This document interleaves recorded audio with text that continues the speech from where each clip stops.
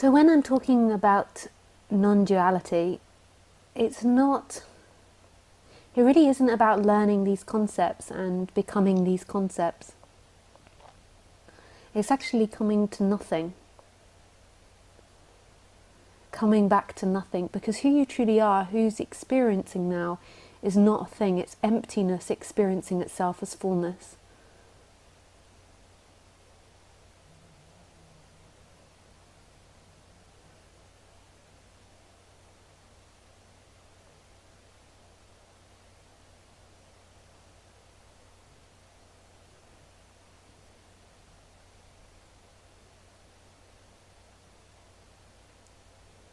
So what's looking now, who you truly are, isn't a thing, isn't bound to anything. And it's actually about coming back to that, the movement back to that. It's not actually about taking that on board on the personal thinking level. On the personal thinking level, you can do things to improve your thinking and your outlook and your conditioning and your way of being. And that's really valid, and normally that does happen with waking up.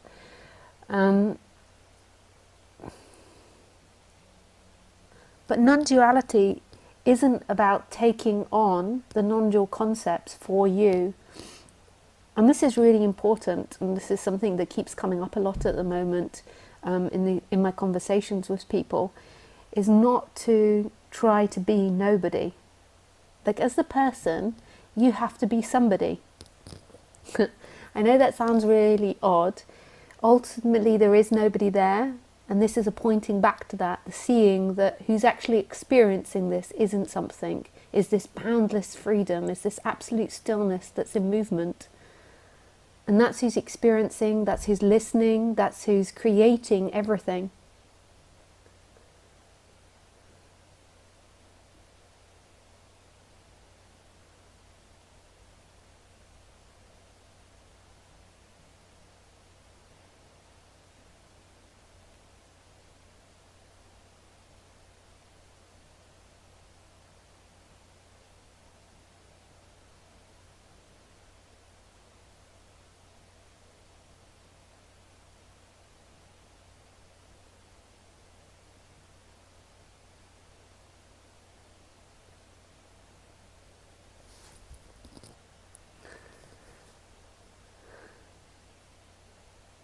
But you as the person has to be you as the person.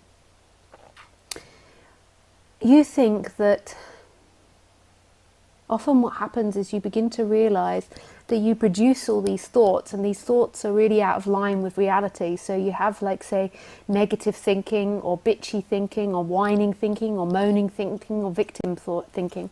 So we think that what we've got to do is we've got to change that, or we begin to think that we've got to not be that. But that person that thinks, I've got to change that and I've got to not be that, is already appearing in the dream, is already an appearance. So that's already someone. And it's not that someone that's actually hearing this message. That's someone that's thinking, I know what the problem is. I know non-duality. I know it's because of me that there's a problem. That someone is part of the me dynamic, is part of the person dynamic, the illusory dynamic. Who you truly are is beyond that, is the knowing of all this that knows it instantaneously. And what's been spoken about in non-duality is the movement back to that knowing, to that sense of existence that is now, that is everywhere and non-located. But the person, the one that's thinking, oh, I need to change my thoughts or I need to do something, that's already appearing in the dream. And that's not the person that wakes up. That's not who's got to free themselves. That person is something that appears, and it doesn't need to stop appearing, that thinking mechanism. It's the seeing and the movement, the energetic movement to the boundlessness that knows that person. And so this is the very sticky point. Now that movement energetically back to boundlessness is going to profoundly change what appears in those personal dynamics and what the person thinks about and feels. It's going to change a lot of the person. And that's really beautiful, because because the person's been identified and been living an illusion that it believes that it exists and that it's the separate experiencer, it's created many bizarre thoughts and dynamics. Lots of thoughts of doership, lots of thoughts of worry and anxiety and fear, because it believes it is a separate entity that's relating to a separate world. So it creates a reality that's very out of line. So when waking up happens, there is a profound change, but that body-mind mechanism and that brain has been conditioned to think in a certain way and to respond in a dualistic way. And that person can be improved, and there can be work on that person. But in a way, while the rest of the society is identified, and while you've lived an identified life, there's always going to be, in a way, identified thinking and feeling, and that's going to be something that loosens over years and over time.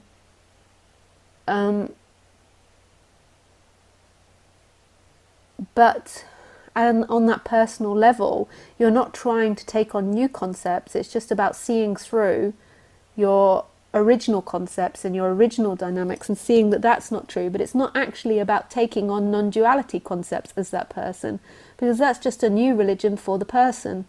That's just a new idea for the person.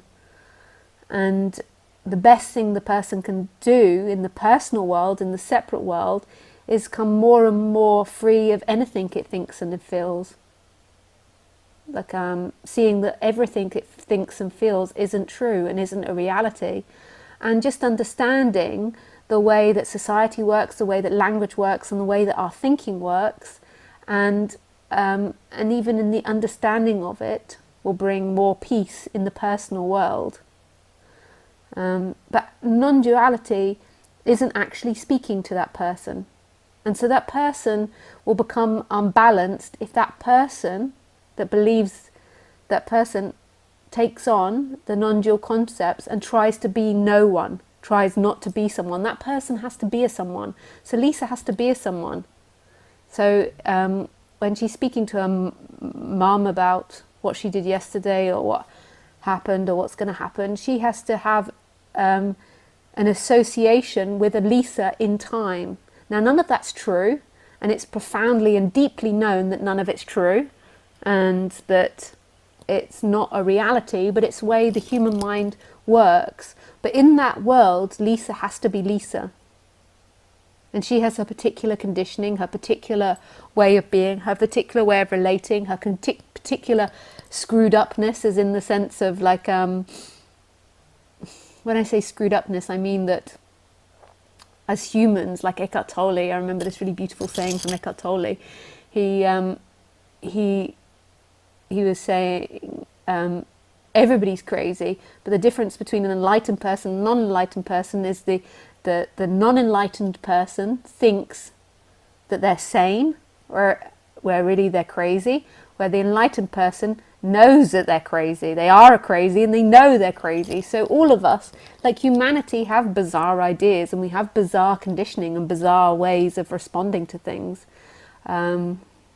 So all of that is going to change, and we can work on that, and I can talk to you about the more personal stuff. But ultimately, who I speak to, or the freedom, comes from the movement back to the stillness.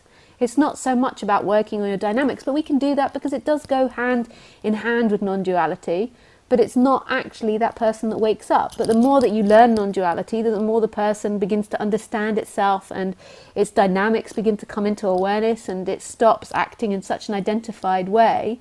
But that's not really who wakes up. Who truly wakes up is this boundless freedom, the experiencer, which is experiencing the person, the world, the sunlight, the room, that amness, that beingness now that's looking out through these bodies. And it's looking out through these bodies, and it actually is the bodies, and it's the whole world it looks at. Just like at a dream at night, when you dream at night, when you dream, you often dream through these bodies. So you dream that you're this body in the dream, And then you dream the whole entire dream. So you dream this body looking at a world, but actually you've dreamt the whole dream, and then you're viewing it through a body. So you're viewing it through a particular body. But actually the body walking through the dream and the dream are all your dream. All of it. So when you dream at night, to say you're being chased by a monster, you are that monster. You are that person that feels like it's being chased, and you are the world that the person is running through. That is all your dream, but you're looking at it through a particular body-mind mechanism, through the 6 senses of the human.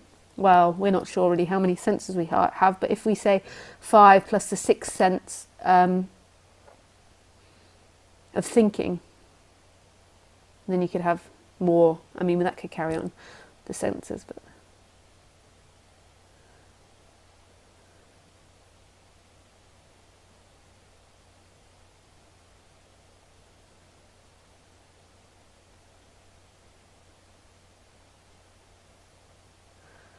and you could have intuition.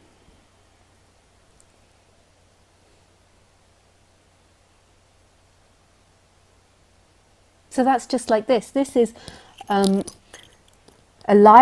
beingness. We don't have a name for it. We don't know what it is because we can never look at the dreamer, because everything is the dreamer. You can't see the dreamer, but everything is the dreamer. So in your dream at night, when you're looking through this body-mind, the body-mind can't look back and see you, the one that's dreaming, because it's coming from that person. That person's dreaming the whole entire dream. So we can't look back and see God and see who we truly are, but yet everywhere is who we truly are. Everything is that dream of God. So these words now, the sight, everything is coming from God. Everything is coming from that boundlessness.